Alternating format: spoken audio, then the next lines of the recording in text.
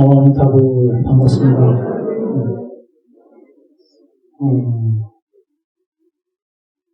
이렇게 천일길에 회양 법문인지 저는 알지도 못했습니다. 그냥 법문을 좀 부탁해서 내가 보였는데,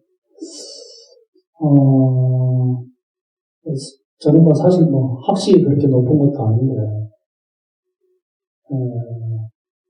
이제 연불 출가해가지고 연불 시험 법문 만나가지고 숙소에 2년 돼서 그런지 모르지만 출가하자마자 바로 연불 법문을 만났습니다. 올해 33년째 연불 법문을 수양했고, 제 방선을 해서 한 10여 년 이상 이렇게 연불선을 수행하면서, 제가 이제 실제적으로 연불 수행하면서 불자님들에게 도움이 될 만한 이제 우리 수행에 관해서 말씀드리려고 합니다. 이제 우리 불자님들이 이렇게 열심히 연불 수행하시는 이런 모임 단체가 좀 희유합니다. 많이 없어요. 그래도 예전에 비하면은 세월이 정말 그러면서 연불 수행이 지금은 제가 출가했을 당시하고는 정말 비교할 수 없을 정도로 많이 활성화됐고, 이렇게 정말 만일을 목표로 이렇게 연불 정진하시는 분들 부처님 있는 걸 보고, 정말 저도 숙연해질 정도입니다. 쉬운 일이 아니다. 천일을 하는 것도 쉬운 일이 아닌데, 만일을 목표로 한다는 거죠. 이제, 그래서 우리 불자님들이 이렇게 연불을 함에 있어서, 모두가 다 알다시피, 전토 수행은, 신원행을 가장 기본으로 하고, 연불 수행을 답합니다. 아미타 부처님과 극락세에 대한 믿음은 근데 실제적으로 어느 누구나 다 갖고 계시겠죠. 그런데 이제 그동안에 제가 많은 불자님들의 연불 수행과 기도를 이렇게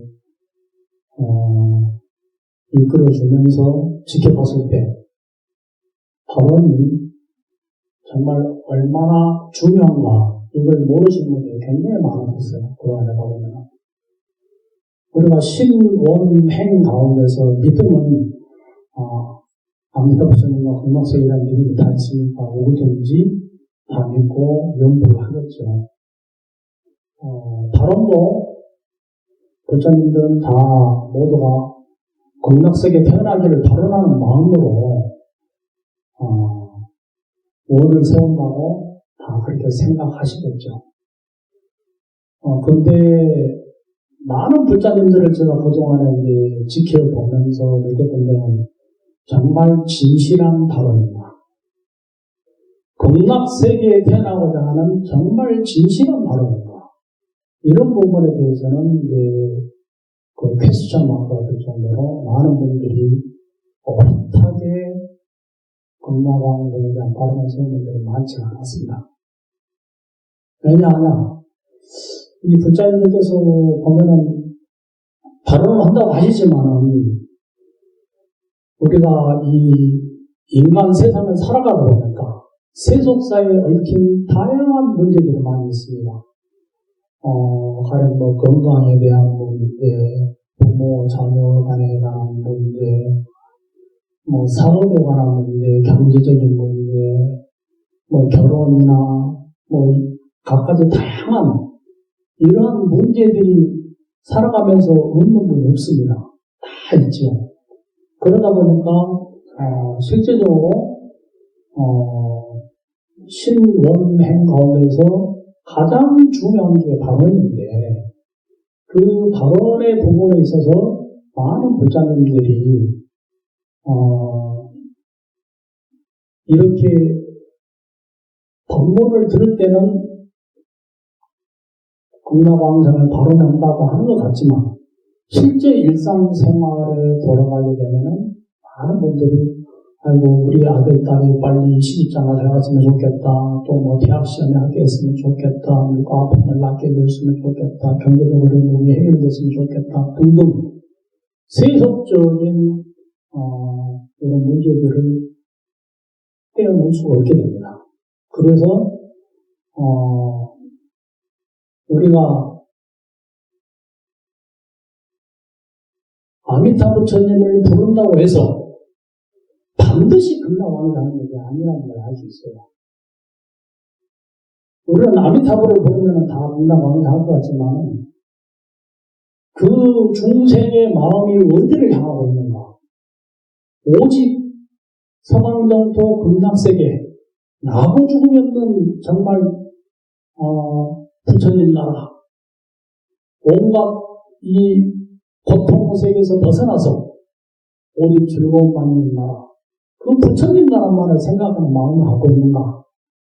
아니면 남한타를 부르면서 다른 한편으로 우리 아들까지 잘 됐으면 좋겠습니다. 누가 아픈 사람 낫게 됐으면 좋습니다. 경제적으로 해결됐으면 좋겠습니다. 이런 생각을 계속 갖고 있는가? 이게 관건입니다. 근데 많은 중생들이 사실 그러한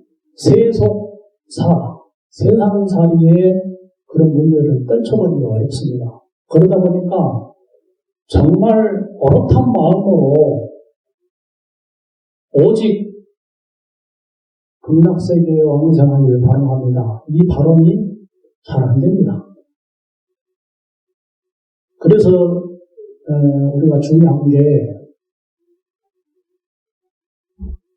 극락 왕생을 하고자 하는 모든 연불 수행자들은 세속에 대한 미련과 집착을 다 내려놓아야 됩니다. 그렇지 않고는 극락 왕생하기가 쉽지 않습니다. 우리가 이제 모량수행에서 보면은 법장기구 48병 가운데 18번째 신년 왕생이 나와요. 이거 10번만 부처님을 부르고 극락 왕생할 수 있다라고 이제 신년 왕생에서 나오잖아요. 그런데 부처님께서 그 법장기구 48병 가운데서 뭐라고 말씀하셨냐?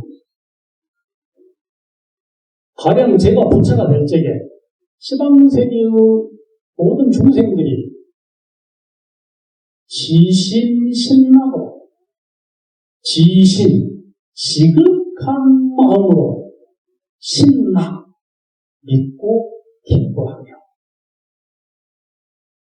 내 나라에 태어나고자 했을 때에 단 10번만이라도 이 아미타불라는 명호를 부른다면 누구든지 극락왕을 할 수 있다. 단 5역제와 정법을 기반한다면 제외를 한다. 이렇게 나왔습니다. 아미타부처의 명호 10번, 나무 아미타불을 10번을 부르는데 그냥 부르는 게 아닙니다. 그냥 나무 아미타불, 나무 아미타불, 나무 아미타불, 나무 아미타불, 나무 아미타불 10번 했으니까 극락왕생하냐? 그렇지 않아요. 그렇지 않아요. 지신신납입니다. 지극한 마음으로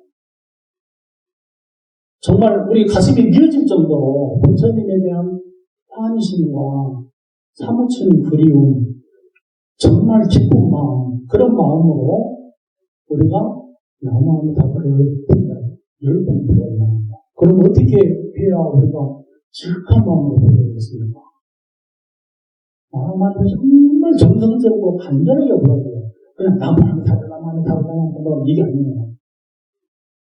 나무아미타불 이렇게 정말 나무아미타불 내 가슴이 진짜 안에서 우리의 심장이 정말 막 이렇게 폭발할 정도로 지극한 마음이 되어야 되는 거예요. 그런 마음으로 정말 그 부처님의 아미타 부처님의 그 위실력과 공력과 이런 믿음을 있어요. 환심을 내가지고 부처님을 열심히 불러야 되는 거예요. 그런데 보통 많은 법사님들이 연구를 할 때에 간과하는 것이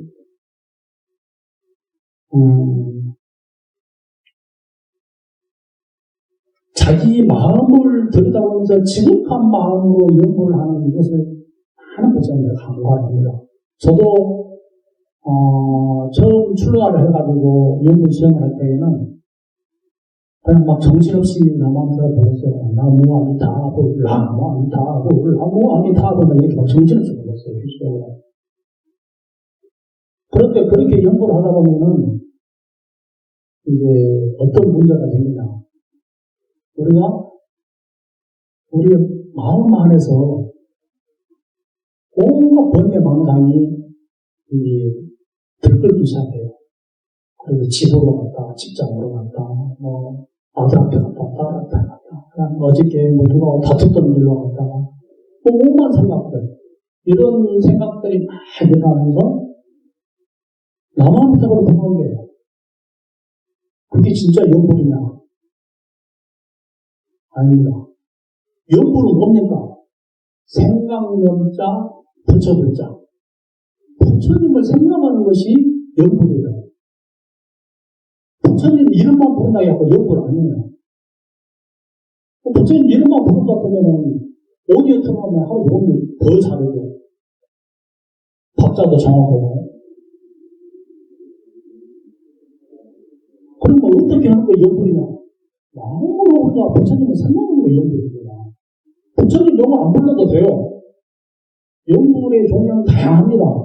부처님의 모습을 생각해도 연불이고 부처님의 공덕을 생각해도 연불이고 부처님의 찬란한 법신 광명을 생각해도 연불이고 부처님 명으로 부르는 연불이고 그냥 나무함사 부르는 칭명 연불 가운데 하나예요. 칭명 연불을 하는 이유는 우리가 안에서 번뇌 망상이 계속 들끓고 우리를 요동치게 만들기 때문에 그 번뇌 망상을 제압하기 가장 쉬운 방편의 하나로서 칭명 연구를 하는 겁니다.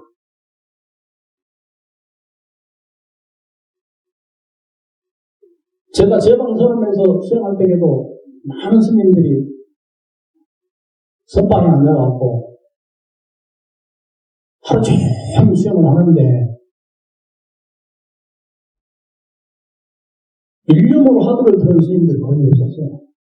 전체적으로. 왜 그러냐? 안에서 번뇌망상이 계속 요동치거든요. 그 번뇌망상 붙잡으려고 10년, 20년, 30년을 수행을 하는데 제가 옛날 봉암사 선방에서 수행할 때에 밤마다 저는 잠을 자지 않고 나와가지고 지대방에서 혼자서 연구시험을 했어요. 그러니까 한 30년 된 부천 스님이 한 번 따라 나와서 무슨 수행을 하냐고 물어보더라고요. 뭔가 좀 다르대요, 제가. 무슨 수행을 하냐고. 처음에는 그때는 제가 대답을 안 했습니다. 왜냐하면 그때 시절에는 그 30여 년 그때 그 시절에는 연불이 외도로 취급받던 시절이었습니다. 연불을 한다고 하면은 집에 가랍니다. 화도 안 들 것 같으면 어제 말하고 합니다. 그리고 그때 당시 때는 어떤 수행을 하는가 이것을 이야기를 할 수가 없었어요. 감추고 수행할 수가 없어서 그런 식이 있습니다. 나중에 이제 의심스러워서 그 스님이 묻는 의도를 파악해서 위해서 한참을 이렇게 쭉 질문하고 이야기를 하다 보니까 그 스님께서 오랜 동안 화두를 들고 수행하는데 수행이 진보가 없다는 거예요. 그러면서 나를 보니까 뭔가 좀 다른 것 같다는 거예요. 그러면서 어떤 수행을 하냐고 물어봐서 이 스님이 정말 수행에 대해서 열린 마음이 있구나라고 싶어서 그때는 제가 사실 이야기했습니다. 저는 점토선이라는 연구 수행법을 하고 근데 지금은 제가 아주 깊은 잠에 떨어지지 않는 한 22시간 이상을 연구를 1년으로 지속됩니다라고 이야기했어요. 그 스님이 깜짝 놀라더라고요. 그러면서 그 스님이 하시는 말씀이 자기는 3분도 집중이 안 된답니다. 1년이 3분도 안 됩니다. 화두를 들지만 3분 안에 금방 다른 번뇌 망상이 올라가 다른 번뇌 망상이 올라가 그렇게 합니다. 근데 제가 선방에서 스님들 수행하는 것을 쭉 지켜보니까 대부분 그래요. 정말 일념으로 화두를 붙들고 수행하거나 아니면은 뭐 영으로 일념으로 붙들고 있거나 이런 스님들은 말과 행동이 다릅니다. 거의 말을 잘 하지 않아요. 왜냐하면 일념이 시작되고 있는데 뭐로 이야기를 해야 됩니까? 그 말하는 동안에 자기 연구를 흩어지는데 행동도 아주 조심스럽습니다. 그런데 그런 스님들은 제가 그 봉암사에서 그때 한 50년 되는 배경가운데가 한두 스님 정도 못 봤어요. 대부분 스님들 계속 이야기합니다. 저도 처음에는 그랬어요.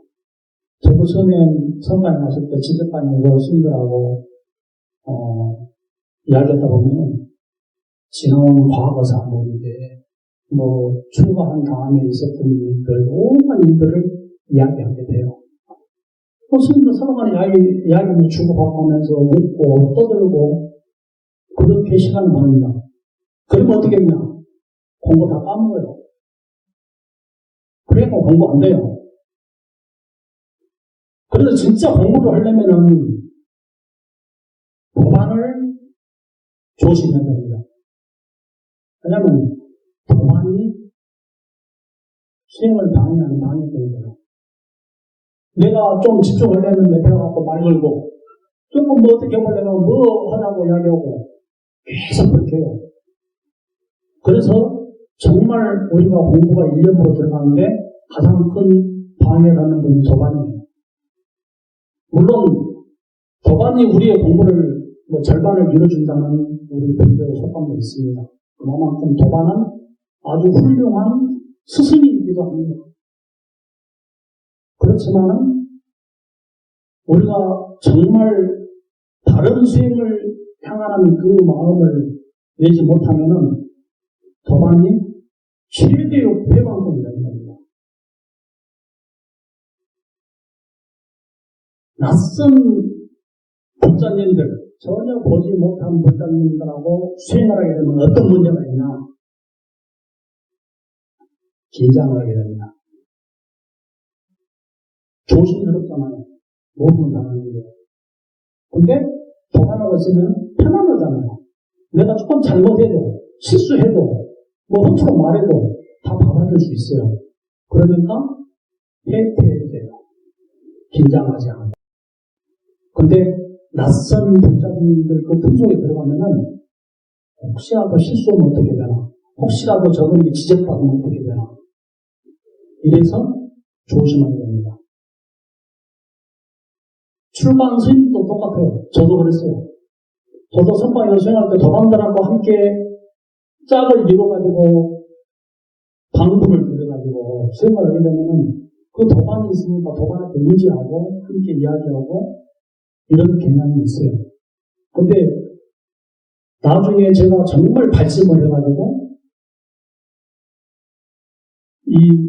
정말 내가 공부를 성취하겠다는 그 마음으로 다시 출발을 했을 때에는 도반들과 전혀 인연이 없는 연락이 닿지 않는 그런 곳에 혼자서 방부를 들어가지고 공부를 하러 왔습니다.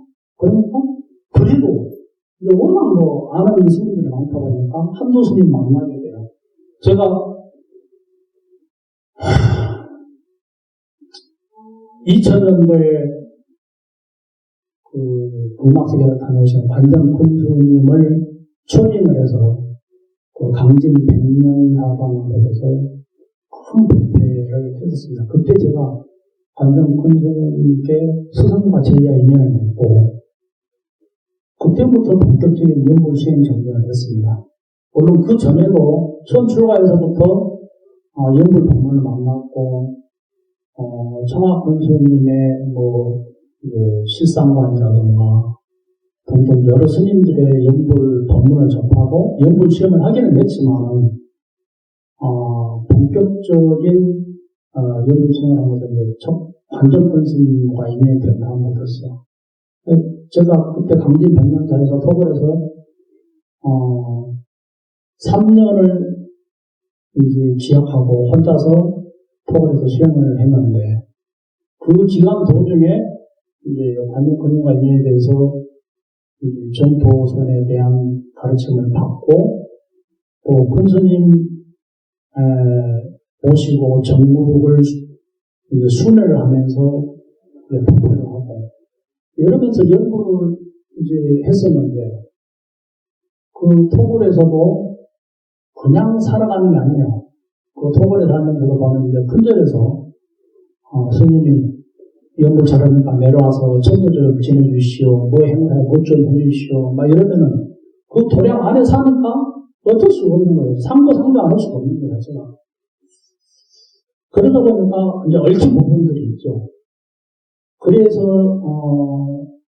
그때 당시 때 그 관념 선생님 만나게 되면 저도 이제 전통 연구로 계속 연구를 했었죠. 경전에 나온 대로 반주 삼례도 한번 바꿔보려고 잠도 안 자고 막 토벌해서 혼자서 막 진짜 뭐 목각도 치고 뭐 깡금도 뜰줄을 가면서 이렇게 막 계속 연구를 하고 이렇게 했었지만은 기존의 전통 연구로 해보니까 잠을 안 자고 뭐 하루 이틀 이렇게 한 정도 되면은 꿈속에도 연구를 돼요. 남아함에 살고 꿈속에서 막 남아함에 살고 한다고 해요. 그런데 내면의 성품자리인 자성에서는 연구를 흘러나오지 않았어요. 그래서 관전 권수님의 가르침대로 내 내면의 성품을 일깨워서 자성의 연구라는 이 공부를 내가 이뤄내야겠다는 마음으로 이제 강진 백년을 떠나서 그때 봉화무단을 얻었습니다. 근데 봉화무사에 갔다 해서 바로 공부 다 된 건 아니에요. 제가 간절한 마음을 냈기 때문에 그때는 부처님 전에 간절하게 성을 하면서 깊이고 이 안거에서 제가 공부를 성취하게 해주십시오 하고 부처님 전에 간절한 발언을 하면서 이제 공부를 했을 때에 첫 번째로 공부의 장애를 제거하기 위해서 무건을 선택했습니다. 왜냐하면 그 공항나라의 도반들이 몇 명 있었어요. 몇 분 있었기 때문에 그 스님들과 얘기를 하게 되면은 이번에도 공부가 다 수포로 돌아간다 이렇게 마음먹고 저는 무건을 선택했습니다. 물론 대중에게 무건하겠다고 공식적으로 이야기하지는 않았어요.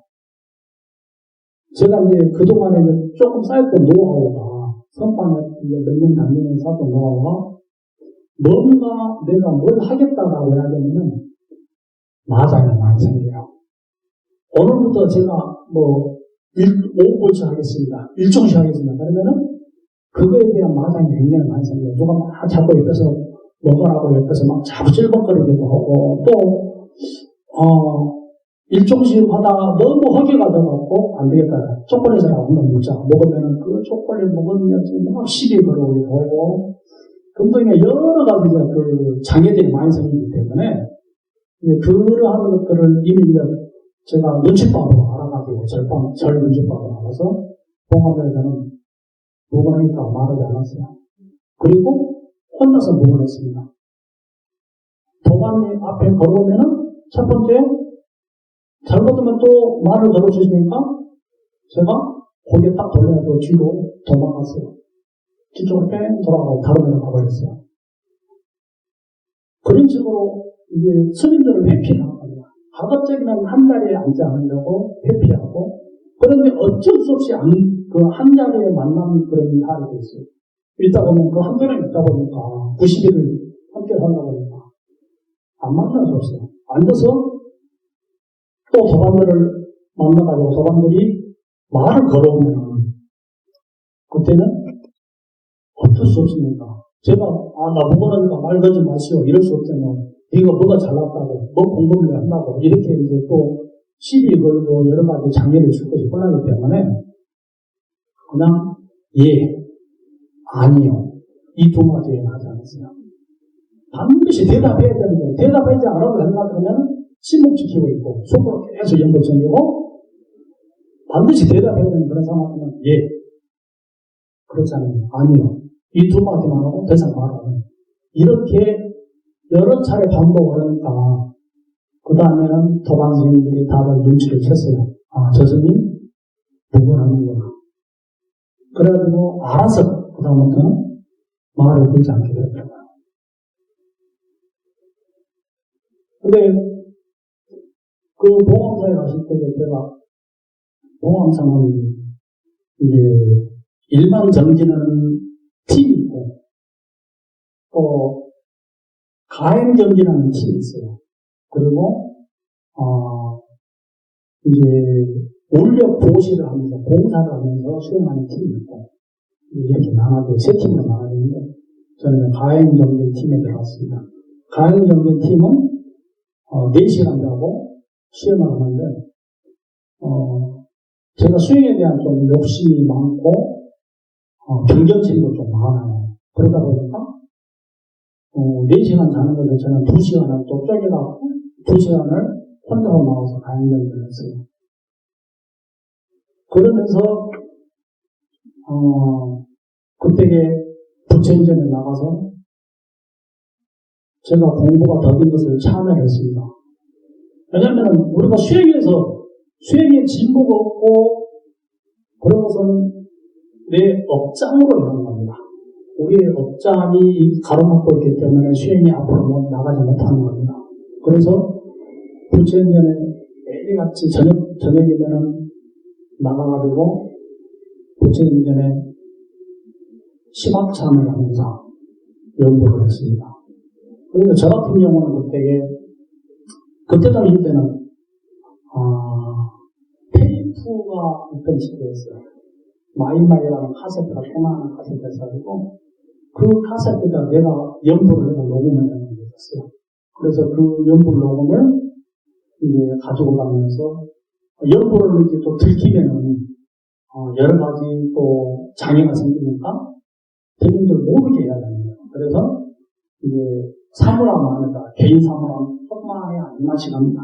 이런 사물함 안에다가 걸망 하나 넣어놓고, 몇 가지 넣어놓으면 자기 소지품 넣어놓는데, 그 안에다가 이제 마이마이 넣어놓고, 저녁에는 나와서, 대중들 없을 때에 한마디, 두 마디 정도 영을 돌리고 듣는 거예요.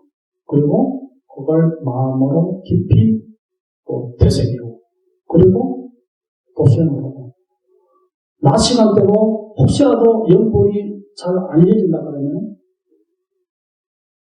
한 번씩 대중이 없을 때 눈치를 봐가지고 삭제해갖고 그 사물함을 열고 그 카세트를 돌려서 한두 마디 듣고 와서 그걸 또 1시간 내내 돌리고 이런 식으로 수행을 했어요. 근데 이제 부처인전에 가갖고 지극한 마음으로 참여를 하면서 하니까 일주일 만에 희미하게 아주 연불이 들려오기 시작했어요. 제 예배에서 희미하게 연불 소리가 들리다가 끊어지다, 들리다, 끊어지다. 그게 이제 자성연불의 초기입니다. 자성연불이 처음 시작할 때는 그와 같이 연불이 되기 시작합니다. 그래서 그 연불을 점점점 제가 붙잡고서 꼭 끊어지면은 나중에 또 화살을 한번 딱 들면은 이게 훨씬 힘차게 돌아갑니다. 한번 딱 들어주고 나면은 뭐 10분, 20분만 이렇게 지속이 되고 안에서 내면에서 돌아가는 거죠. 그런데 일주일 됐을 때부터 자성연불이 시작되기 시작해가지고 그 안거에 제가 완전히 자성연불을 잃었습니다. 근데 자성연불을 잃으면은 어떻게 되냐. 번뇌 망상이 훨씬 줄어요. 거의야. 잘 안 일어나요. 내가 일부러 생각을 하면은 그 생각이 나도 그렇지 않으면 혼자서 번뇌 망상이 차고 올라가는 그런 일을 하나요. 그래서 우리가 아미타경에서도 이제 부처님께서 말씀하잖아요. 일심불란하게 약 2일 내지 약 7일 이렇게 연보한 사람은 임종시에 부처님과 여성님들 와서 공남 사변 결례 떨어지고 바로 공남사를 왕래한다고 나오잖아요. 일심불란을 그렇게 해서 이루었습니다. 근데 일심불란은 많은 불자님들이 사실 일심불란으로 연구하고 싶어지만은 뜻대로 안 돼요. 불자님 이구동성을 하는 자리가 연구를 하고 있는데 안에서 내 내면에는 오만 생각이 막 이렇게 일어났다, 꺼졌다, 일어났다, 꺼졌다, 일어났다, 이렇게 반복합니다. 이걸 어떻게 해야 됩니까? 사실 연구 수행하는 많은 불자님들 뿐만 아니라 스님들도 이게 사실 굉장히 큰 숙제죠. 어떻게 해야 번뇌 망상이 조금이라도 자성점을 일단 제껴두고 어떻게 해야 연구를 하는 동안에 망상이 조금 덜 일어나고 일념으로 연구를 할 수 있을까요? 이게 사실은 굉장히 큰 숙제인데 우리가 번뇌 망상이 일어나지 못하고 일심으로 연구를 하려면 첫 번째 연구 수행에 있어서 연구 수행뿐만 아니라 우리 부처님의 가르침에서 모든 수행은 기본적으로 정해가 쌍수를 이뤄야 됩니다.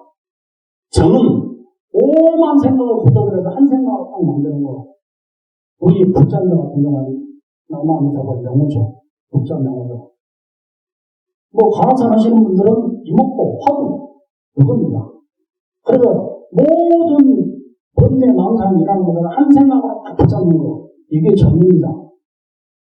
그 다음에 해는 뭐냐? 내가 제대로 하고 있는가 하지 않는가? 지금 현재 말로는 이목고 말로는 나무아미타불 하면서 속으로 이 생각 저 생각 온만 망상을 일으키고 있는가 일으키고 있지 않는가? 그 마음을 비춰보는 것. 이게 해입니다. 정해쌍수. 남방용어로 이야기하면 사마타하고 위파사나예요. 남방에서 이러한 수행법으로 기본적인 글자로 기본 수행법으로 이렇게 수행을 해 나가고 있어요. 그래서 우리 부자들도 수행을 할 때 반드시 자기 자신의 마음을 들여다봐요. 들여다봐야 돼요. 들여다보지 않으면은 안에서 정말 원숭이처럼 막 날뛰는 그 마음이 모랑되다고 하면 하루에도 어떤 부자님과 하루에도 집을 며칠씩 지었다 부쌌다 지었다 부쌌다 한다고 그래요. 실제로 그렇게 돼요. 저도 처음에는 그랬어요. 처음 저도 출가하고 수행할 때는 온갖 번뇌 망상하고 왜냐하면 세상에서 익혀온 습기가 얼마나 많습니까? 저도 29에 출가했는데 29년 동안에 그 세상에 익혀온 온갖 여러 가지 잡다한 일들이 저를 완전히 억누르고 짓게 됐죠. 그래서 계속 생각이 막 오만 생각이 다 일어났죠, 처음에는. 그런데 그러한 번뇌 망상을 제압하기 위해서 가장 중요한 게 뭐냐면은 마음을 비춰보는 겁니다. 왜 번다라고 하면 안 될까? 마음을? 우리가 연구를 하기 위해서 그러면 어떻게 해야 마음을 비춰보고 싶습니까? 물어보는 게 있어요. 아까도 좋은 데는 물어봤는데, 부장님. 어떻게 해야 비춰봅니까? 어떻게 해야 마음을 봅니까? 제가 정토선 수행을 하면서 정토선은 정토와 선을 하나로 결합시킨 수행법이에요. 그래서 큰 의미를 보면은 연불선이라고 할 수 있어요. 연불선에서 한 갈래예요. 근데 선은 기본적으로 우리의 마음을 비춰보는 것을 기본으로 해요. 우리의 마음을 비춰보지 않으면은 내가 지금 뭘 하고 있는지도 모르고 그냥 입으로만 계속 나무아미타불 하는 거 이렇게 부를 수 있어요. 생각은 집으로 가고 직장을 하고 이러는데 입으로만 하면 이건 원칙적으로 이야기하면 한문으로 말하면 구불이에요. 입으로만 부처님 부르는 거 구불. 연불이 아니에요. 연불은 우리 마음을 하나로 모아서 마음으로 부처님 부르는 거 연불이에요.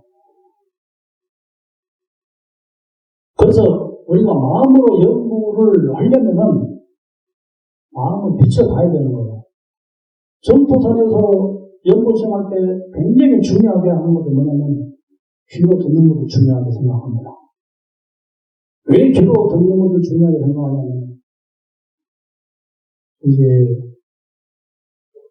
르렁경의 이근원통장에 보면은 관세보살님께서 하신 법문 가운데 이 귀라는 감각기관이 가장 육군 가운데서 가장 뛰어나서 지혜 공덕이 다른 것은 뭐 60도 되고 80도 되고 100도 되는데 이 이근을 통해서 깎아가는 것은 120이라고 말합니다. 그리고 서가모니 부처님께서도 훌륭하다고 아주 칭찬하신 그런 경험이 나와요.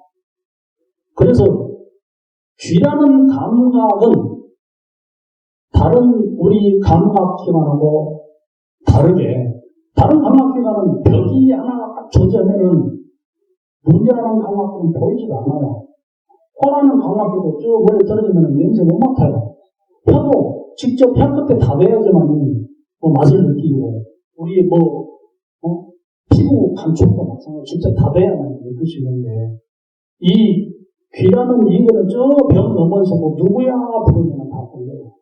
그래서 귀라는 감각기관이 가장 뛰어나다고 말하는 거예요. 심지어 저는 이 귀라는 감각이 굉장히 예민해가지고 출가 전에도 옆에서 누가 코를 골면 잠을 못 잤어요. 잠잠해서도 코골이를 다 들어요. 이빨 갈면 잠을 못 자요. 막 깨가지고 막 이빨 가면 막 이걸 막 내가 막 쥐어뜯고 막 그렇게 되고 이렇게 이 귀라는 감각기는 우리가 잠잘 때에도 깨어있어요. 그리고 실제적으로 많은 우리 사람들이 임종을 맞이할 때에도 마지막에 남아있는 감이 귀예요. 식물인간이 되었는데도 이 귀라는 감각 때문에 살아가고 계속 듣고 있어요. 제가 저의 피부치인 법문스님 임종을 할 때에도 임종을 받을 때는 제가 그때 거의 뭐 식물인간 상태로 일주일 이상 이렇게 중환자에서 있는데 그때 제가 나보고 어떻게 하라고 그랬어요. 제가 법문스님 귀에다 대고 나보고 어떻게 하라고. 왜냐면 그때 법당에서 기도도 할 수도 없고 뭐 병실에서 계속 중환자실에 가고 딱 들어가면 하루 수차례밖에 면은 안 돼요. 근데 그걸 뭐 멀리 할 수도 없고 제가 병원까지 1시간 넘는 거리인데 절까지 매일같이 병원까지 하루에 2차례씩 왔다 갔다 하면 4시간 걸려요. 그러면 기도도 마음대로 안 되고 혼자서 뭐 고향일 없이 혼자서 뭐 고향감도 책임 밥도 해 먹어야 되고 뭐 청소도 해야 되고 뭐 빨래도 해야 되고 그다음에 밥도 읽어야 되고 혼자서 다 하는데 이 제대로 안 되는 거예요. 그래서 그때 이제 제가 너무 막막해서 나보고 어떻게 하라고. 그러니까 식물인간 상태인데 눈물을 쫙 흘리더라고. 귀라는 감각은 살아있는 거예요. 실제적으로 식물인간이 되었다가 뭐 10년, 20년 지나가지고 깨어난 사람이 되었다면 예전에 자기 식물인간 되어가지고 의식불명했을 때 가족들이 했던 이야기를 다 기억하고 말하는 그런 사람들이 있어요. 살아도. 그래서 이 귀라는 감각은 그렇게 영리합니다. 그래서 귀라는 감각기관을 통해서 우리가 수행을 해줘야 하는 게 가장 빨라요. 그렇기 때문에 연구를 어떻게 해요? 나무아미타불을 부를 때 귀로 자세히 들어야 됩니다. 물론 이제 전통 연구를 뭐 굳이 뭐 하면 안 된다 이런 이야기는 아니에요. 근데 우리가 수행을 닦아가면서 수행은 결국에는 테크닉이에요. 어떠한 방법, 어떠한 테크닉을 써서 우리가 수행을 하냐에 따라서 수행이 좀 더 쉽고 빠르게 되고 좀 더 고생스럽고 더디기도 하고 그런 차이가 있는 거예요. 근데 왜 제가 전도선을 선택했냐? 저는 제복 아니면 선택을 안 해요. 그러니까 종교도 제가 여러 가지 종교도 비교를 해봤는데 이 불법만큼 수승한 게 없어요. 그러니까 저는 불법에 의지해갖고 출가했고 만약에 제가 출가해가지고 처음에는 불교를 잘 알지 못했기 때문에 혹시라도 더 수승한 가르침이 있을까 싶어갖고 여기저기 핸드도 많이 다녔어요. 근데 없었어요. 불법보다 더 수승한 가르침이 없었고 또 불법 가운데도 8만 4천 법문이 있지만 영불 법문보다도 더 수상한 가르침이 있을까? 하고 다 찾아봤지만은 영불 법문보다 더 뛰어난 가르침이 없었어요.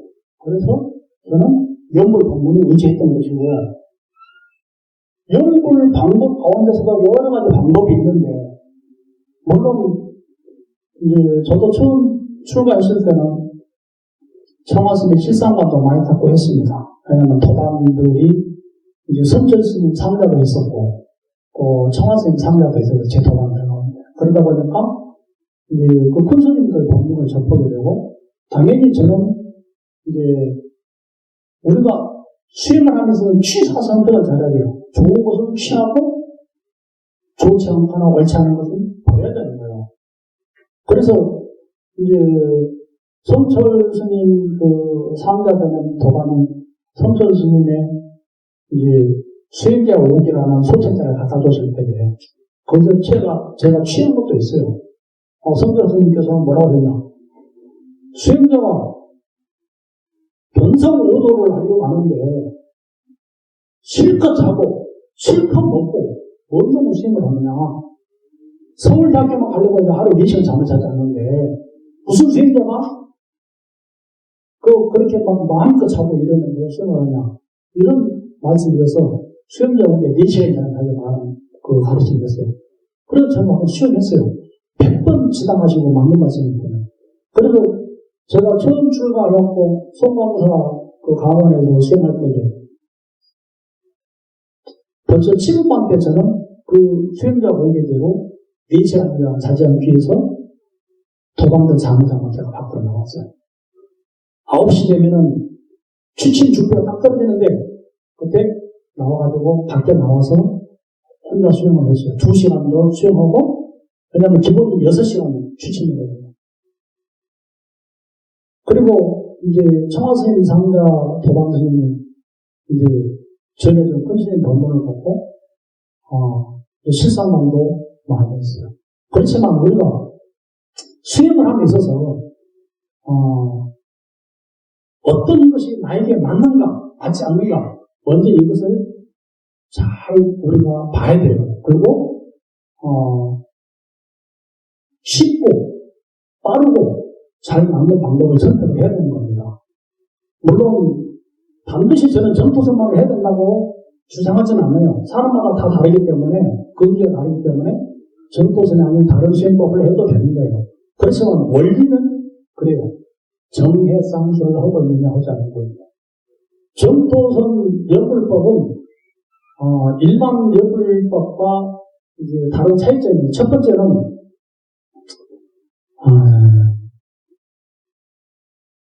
리듬으로 이루어져 있어요. 일정한 리듬. 기본 전통 연불은 나무아미타불을 부르고 나무아미타불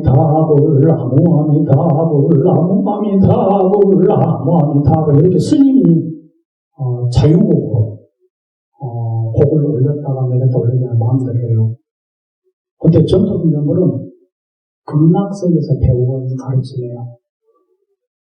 이제 관전포 스님께서 관세보다는 간피력으로 극락정토에 갔을 때에 그 극락정토에서 배운 연불법이기 때문에 그 극락세계에서 수행하는 방법이라고 하는데 이 연불법은 두 마디 리듬에 딱 정해져 있습니다.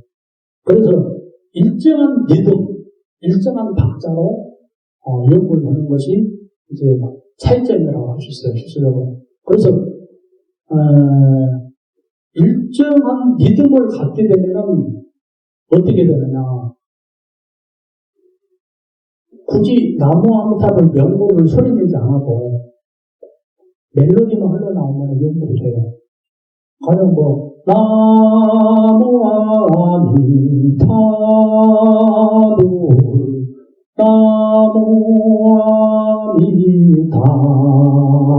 이렇게 소리를 내서도 연불할 수 있지만 멜로디만 흘러나와요.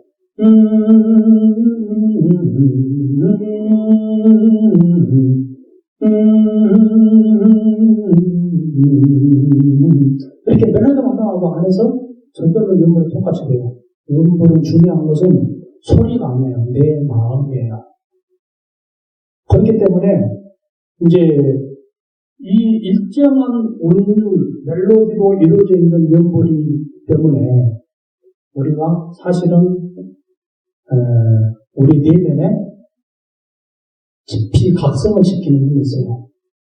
세속에 우리 유행가도 그렇잖아요. 유행가도 막 부르다 보면 각성 안에 각인이 돼가지고 자기도 모르게 유행가 막 흥얼거리다니 동요 같은 것도 막 부르다고 막 애들이 막 흥얼거리는 그 노래 부르잖아요. 그런 것처럼 연불은 똑같아요. 간단한 이 운율로 되어 있기 때문에 안에서 쉽게 각인이 돼요.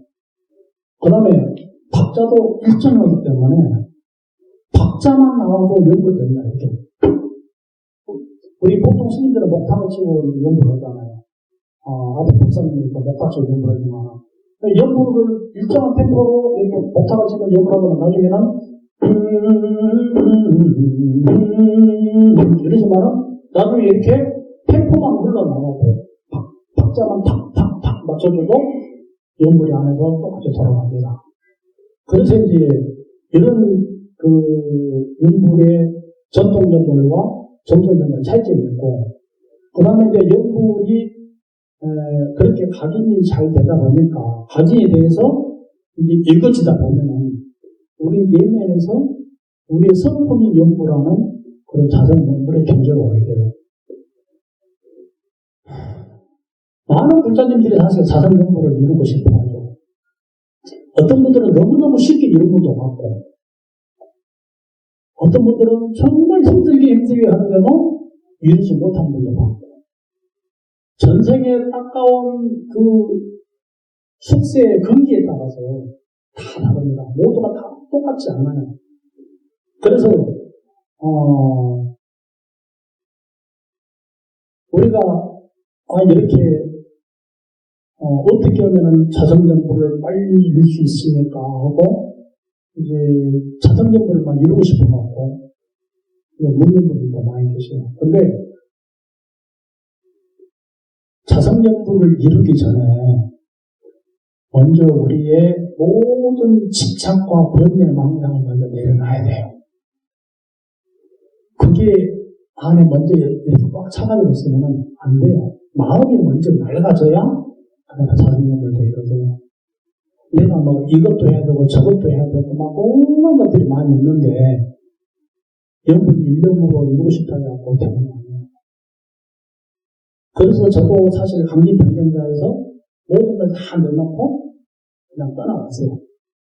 그때 감기병변자 주인님이 저보고 그 감기병변자 해남 대응이가 20살이에요. 벼랑도 한 달고 천정보살이고 저보고 주지하라고 그랬는데 제가 싫다했어요. 저는 수행이 실질적으로 당면 과제였지 뭐 그런 주제하는 거에 당면 과제가 아니었기 때문에 큰 절을 준다 해도 저는 싫다했죠. 되게. 그리고 모든 걸 다 내려놨어요. 다 내려놓고 난 다음에 그러고 나서도 자성연불이 빨리 이루어지지 않으니까 부처님에 나가지고 계속 참여를 했어요. 참여하고 그리고 공부를 성취할 수 있게 해달라고 불보사님께 도와달라고 계속 매달리면서 정말 간절하게 직업정성으로 그렇게 공부를 했어요. 그래서 우리가 부처님들께서도 정말 그 연불 수행을 하는 데 있어서 일념을 이루기 위해서는 첫 번째로 마음을 항상 비춰가야 돼요. 마음을 비춰서 내가 나무암탑을 할 때에 마음으로 똑같이 따라서 해야 됩니다. 번뇌 망상이 올라가고 활개치지 못하도록 내가 나무암탑을 할 때 꼭 전토선 연불 리듬을 해야 되냐? 그렇지 않아요. 원리는 다 똑같아요. 하여 나는 음악성이 많이 떨어져요. 저는 음치예요. 그런 불자님들이 있어요. 그런 불자님들 제가 한마디 갖고 연불을 할 수 있도록 해주는 게 있어요. 저는 나무암탑 그거 하나만 해드렸어요. 그런데 꼭 그렇게 이제 멜로디를 이렇게 많이 안 섞어도 우리가 불안한 건 아니에요. 안 섞어도 돼요. 조금 전에 얘기해서 음률이 있으면 훨씬 각이 잘 되기 때문에 더 도움이 되겠지만 가령 음악적인 감각이 많이 떨어진 사람한테는 그것마저도 힘들 수 있어요. 그럼 어떻게 해야 되냐? 그냥 나무, 아니, 타, 음악적인 전염사 미흡할 수도 있어요. 그렇지만 그때 어떻게 되냐? 마음으로 붙여야 돼요. 마음으로 반드시 연구를 따라서 해야 되는 거예요. 나무, 아니, 타, 속으로 똑같이 나무, 아니, 타. 이렇게 해야 언내의 망상이 우리를 얼간내지 못하고 안에서 밟히지 못해요. 그렇지 않으면은 경전을 읽어도 똑같고 부처님의 칠정면을 해도 똑같고 다 똑같아요. 지신균영예 할 때에 그 지신균영예를 내가 귀로 듣고 마음으로 따라서면은 정해가 그대로 이루어지는 거예요. 쌍수가 되는 겁니다.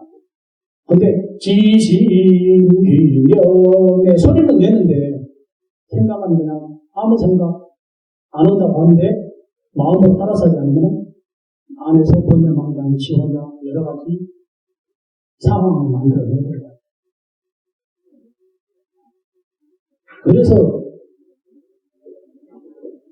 일념을 이루지 못하면 일심본란이 안 되죠. 일념으로 되게끔 해야 돼요. 왜 귀로 연구를 듣는 게 중요하다고 하냐면 우리가 마음이라는 것이 귀라는 감각기관에 가 있을 때에 비춰보는 게 됩니다. 우리가 귀로 소리를 들을 때 뭐라고 해요? 들어본다. 눈으로 보는 것만이 보는 거 아니에요. 육본의 눈으로 보는 것은 견이라고 해요. 견. 눈목자에다가 걸어갈 놓다 써가지고 견이 사람을 하고 다 부딪히는 거예요. 이게 견입니다. 근데 마음으로 보는 것은 뭐냐? 관입니다. 관세음보살님한테 관세음은 세상의 소리를 관하시는 분이에요. 육군이 귀로 듣는 게 아니고 마음으로서 비춰보시는 거예요. 그래서 우리가 마음이 귀라는 감각기관에 가가지고 온전히 듣게 되기 때문에 비춰보는 것이 되는 겁니다. 가령 학교 선생님, 또 스님이 앞에서 이렇게 법문하고 일해도 우리가 마음이 스마트폰, 뭔가 카톡 왔네? 그럼 카톡 보고 있으면은 뭔 말했는지 모르겠어요. 귀를 막은 게 아닌데 뭔 말했는지 기억이 없어요. 이런 말 모르셨는가? 지나가버려요. 왜? 마음이 눈에 가 있었기 때문에. 눈으로 어떤 글자를 보고 있었기 때문에. 그래서 마음이 귀에 가 있으면은 소리를 들어도 그냥 듣는 게 아니고 들어보는 거예요. 마음이 코에 가 있으면은 냄새를 맡아서 그냥 먹는 게 아니고 맡아보는 거예요. 마음이 혀에 가 있으면은 그냥 맛을 이렇게 봐도 맛을 본다고 해야 되나? 맛본다. 마음이 가 있기 때문에. 만약에 화가 막 나 있어요. 누구하고 싸우고 자존심 상하고 다투고 이래가지고 마음이 정말 갈피를 못 잡을 정도로 그 분노에 막 얽매이고 다투는 일이 가 있어요. 그러면은 음식을 먹어도 맛을 몰라요. 왜? 마음이 그 분노에 살아가기 때문에. 혀에 가 있는 게 아니고 분노에 살아가기 때문에. 그래서 스님들은 마음을 들이라고 그 수행을 계속 하기 때문에 감각이 굉장히 연결합니다. 조금만 이상한 거 들어서도 들어갔다. 부드러운 써도 무서웠다. 냄새가 나고 너무너무 감각이 있는 거예요. 왜냐하면 그쪽으로 모든 것을 마음을 비춰보는 훈련을 계속 하고 살기 때문에 그럴 수밖에 없어요. 그죠? 그래서 이제 실질적으로 부처님들이 수행에 큰 이익을 얻으려면 마음을 비춰보는 수행을 계속해야 됩니다. 마음을 비춰보고서 이 마음으로 연구를 해야 진짜 연구가 되는 것이고 우리가 관부량 성경에도 부처님께서 말씀하셨어요. 이 마음으로 부처님을 생각할 때 그 마음이 바로 32상 80종을 갖추는 것이다. 이 마음으로 부처를 이루고 이 마음이 그대로 부처니라. 방문양성에서 배우는 게 너무 많습니다. 그렇죠? 그러니까 우리가 마음으로 무엇을 지금 생각하고 있느냐, 무엇을 짓고 있느냐에 따라서 이 순간 우리가 부처님이 되기도 하고 업보 중심이 되기도 하는 겁니다. 내가 여러 가지 세상에 얽힌 일을 막 휘둘려가고 있으면 업보 중생인 것이고, 가령 원수 같은 사람이라고 그래 저 사람도 본래는 부처님이다, 부처님 하면은 그 순간에 우리 마음이 30 이상 80조가 같은 부처님이야. 부처님이 하신 말씀은 이게 죄가 아닙니다. 이제 우리가 진짜 연구는 바로 그런 겁니다. 그래서 우리가 지극한 마음으로 연구를 해야 건강왕성할 수 있지. 그냥 마음이 다 올라가 이렇게 한다고 건강왕성 하시는 거 아니라는 거. 우리가 임종시에 목숨을 마치려 할 때에 우리가 여러 가지 악업을 짓고 계율을 범하고 또 오역질을 심지어 전법을 비방하는 이런 사람들은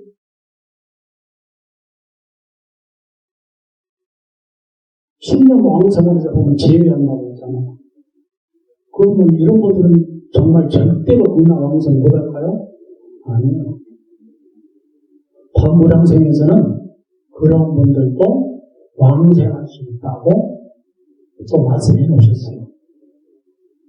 근데 어떻느냐? 그런 사람들은 임종을 맞이했을 때에 그 업보로 인해 가지고 지옥의 맹렬한 불길이 다가와서 연보를 고언을 하고 부처님의 공덕을 찬양하고 가르치고 해도 그걸 부처님은 생각할 겨를이 없다고. 왜냐하면 업장이 너무 두텁고 그 지옥의 업보를 받을 과거를 저질렀기 때문에. 그렇지만은 이러한 사람이라도 선지식의 가르침에 의해서 지극한 마음으로 단 10번만이라도 부처님의 명호를 부르면 인하왕생할 수 있다고 합니다. 모든 80억급의 죄업이 소멸되어가지고 그 지옥의 맹렬한 불길을 꺼주고 연하계가 내려와가지고 극락왕생이라고 나와요. 하품화생의 왕생하는 의미에서 보면 그렇게 나옵니다. 그러니까 누구에게나 기회가 있는 거예요. 그럼 왜 무량수행에서는 오역죄하고 전법을 비용한 사람들은 제외하고 한다고 했어요. 그만큼 인생에 하지 말아요. 선지식을 만나기도 어렵고, 우리가 임종하면서 살아생전에도 선지식 만나기 어려운데, 임종하는 그 찰나에 선지식 만나기 쉽겠어요? 선지식 만나기도 쉽지 않고, 또 선지식을 만났다 해도 그 법문을 들었을 때도 연구를 덜 없다 했잖아요. 그 업의 불길이 막 치솟기 때문에. 그렇기 때문에, 우리가 오역죄와 오역죄를 범하고 전법을 비방하고 하는 거 하지 말라고 이제 그렇게 말씀하신 것이죠. 중요한 것은 우리가 지극한 마음으로 연구를 해야 된다는 거. 부처님들 단 한마디를 불러더라도 우리가 만부를 부른다, 천부를 부른다, 이게 중요한 것이 아니에요. 부처님들. 예전에 그 절도 부처님들이 1000배, 3000배 막 이렇게 하면서 정신없이 막 풍덕이 막 이렇게 절시는 분들이 많이 계셨어요. 물론 그것도 나름대로 의미가 있어요. 의미가 없지는 않아요. 그런데 절에 우리가 근본을 따져보면 절은 뭡니까? 부처님께 예경을 올리는 거예요. 그럼 부처님께 예경을 올릴 때에 정말 부처님의 앞에 오셨어요. 근데 부처님 앞에 계시는데 막 정신없이 막 풍덕 저를 했어요? 아마 그런 사람 아무도 없을 거예요. 그러면은 왜 풍덕 저래요? 앞에 부처님 안 계시다고 하는 거예요. 부처님 계시는데 부처님께서 말하는 시방열에는 법계를 몸으로 삼는다. 모든 부처님들은 이 법계를 몸으로 삼는다 해서 법계를 몸으로 하는 건 없는 것이 없어요.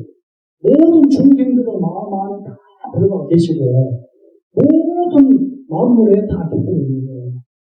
그게 법계심이에요.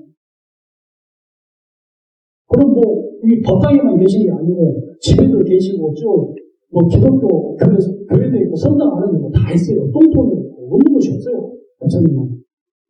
근데 부처님 안 계시다고 생각하니까 막 궁금해 저러지. 정말 부처님이 오셔가지고 막 앞에 그 절을 받고 계시다고 생각해봐요. 막 정신없이 하겠어요. 중요한 것은 지성스러운 마음입니다. 간절하고 지성스러운 마음으로 우리가 모든 걸 해야 돼요. 연구를 하더라도 지성스러운 마음으로 해야 되고, 정전을 독송하더라도 지성스러운 마음으로 해야 되고, 절을 하더라도 정말 간절하고 지성스러운 마음을 해야 됩니다. 지성스러운 마음을 할 때 우리의 업장이 높아지고 우리의 소원들이 저절로 이루어져요. 우리 아들딸 잘 되기를 이러지 않아도 다 돼요. 부장님은. 오직 정말 중요한 바람은 뭐예요? 금락왕성인 거잖아요.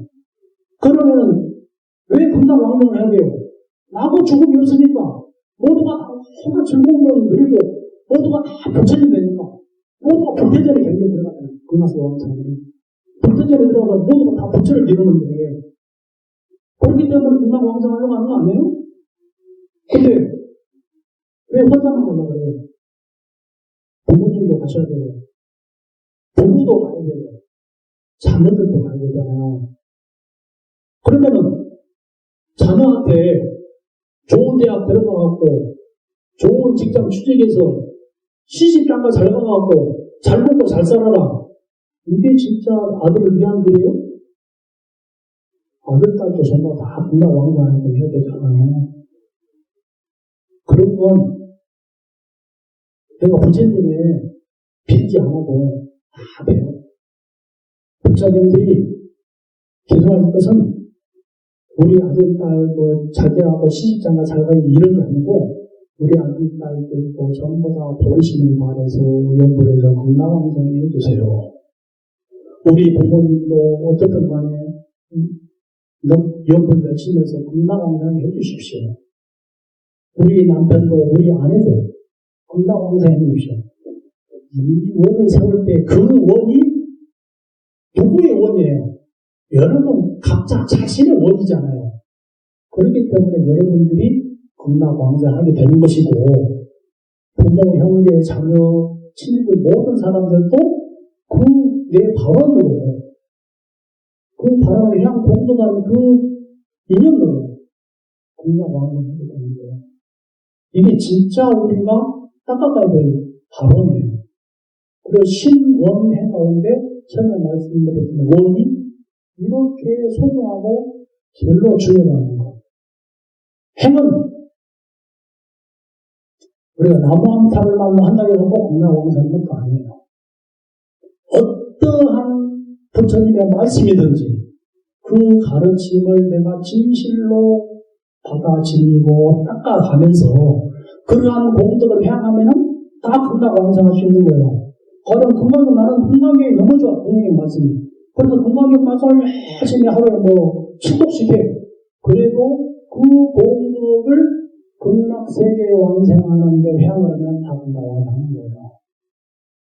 나는 관세음보살이 명호가 훨씬 더 좋아. 관세음보살은 모든 중생들의 소리를 듣고 모든 중생들의 고통을 다 어루만지고 이러시잖아요. 그러니까 나는 관세음보살을 부르래. 관세음보살 이러면은 관세음보살을 부르면서 금락왕성을 바라보면 다 금락왕성을 하는 거예요. 우리가 행위 반드시 아미타불이라는 명호를 불리야만 행위 부족되는 것이 아니에요. 그건 불법의 참나온 이치를 알지 못해서 그런 거예요. 그래서 가장 중요한 것이 뭐냐? 발언이다. 발언이 제일 중요한 것이다. 우리 미린다 탕화 밀린다 왕궁경에도 가보면은 그 나가사나 비우고하고 멜린다 왕의 과거에 조금 다퉜던 이야기가 나와요. 그 멜린다 왕이 조금 버릇이 없어갖고 3인데 말도 잘 듣지 않고 그래가지고 그 나가사나 비우가 빗자루로 조금 때렸어요. 그리고 청소해. 그러니까 이제 어리고 힘이 없으니까 그 3인가 청소를 하겠어요. 그러고 나서 원을 세웠어요. 제가 이러한 쓰레기를 치운 공덕으로 부처님들의 쓰레기를 치운 공덕으로 먼 미래에 제가 무한한 변제를 얻고 큰 힘을 가진 왕이 되게 해달라고 해서 그러한 발언으로 왕이 된 거예요. 쓰레기 한번 치워가지고 그 원을 세워가지고 그 왕이 되고 변제를 막힘없는 변제를 냈는데 우리 목사님들 연구를 하고서 뭐 금강경 독서 보고 원 세우면은 어찌 금강경인 거예요. 금강경 항생에 대한 발언을 세우느냐 안 세우느냐 이게 중요한 겁니다. 아무리 내가 남한다고 그래도 우리 아들 딸 잘 되게 해주시오. 아이고 우리 어머니 뭐 먹게 해주세요. 누구 뭐 사업선이 이러면은 그쪽으로 향이 다 되는 겁니다. 내가 닦은 쇠 몸들이 전부 다 그쪽으로 향이 되는 거예요. 그래서 발언이 제일로 중요하다고 보입니다. 오늘 본문 이것으로 간단히 혹시 궁금하신 거 있으면 질문하십시오. 없으면 마치겠습니다. 남원부터